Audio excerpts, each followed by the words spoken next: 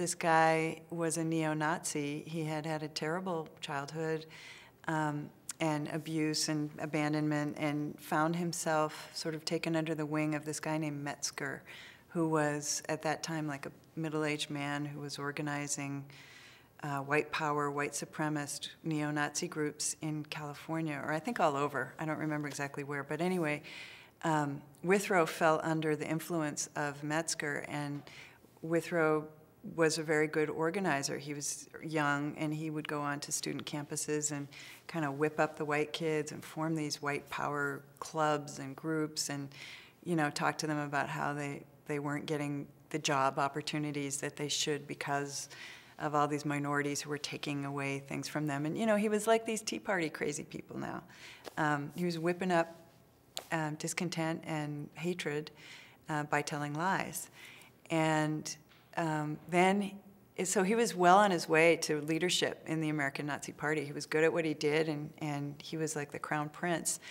And then he fell in love with a waitress who didn't know what he was up to. He was just a guy, that she served, and he kept coming back, and and they fell in love and moved in. And it was the first time in his life that he had ever really experienced love, and it changed him.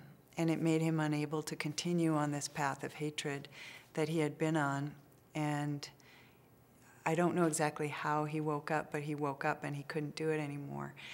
And more than that, he realized he had to try and undo some of the damage that he had caused. So he started speaking out against the leadership of the Nazi Party and speaking out against that kind of racism.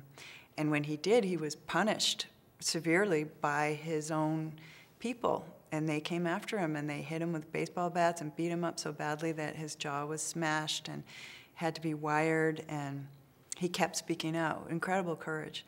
And the girl that he had fallen in love with, the young woman, and he split up, and he still kept speaking out, and eventually they nailed him to a cross.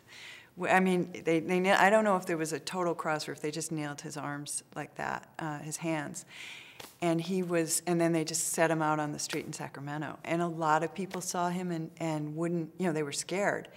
A lot of white people saw him. And the couple that took him down off the cross were black. And they knew who he was.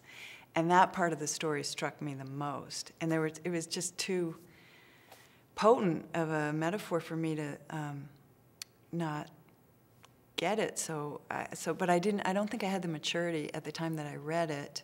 It was the 80s. I was in my 20s.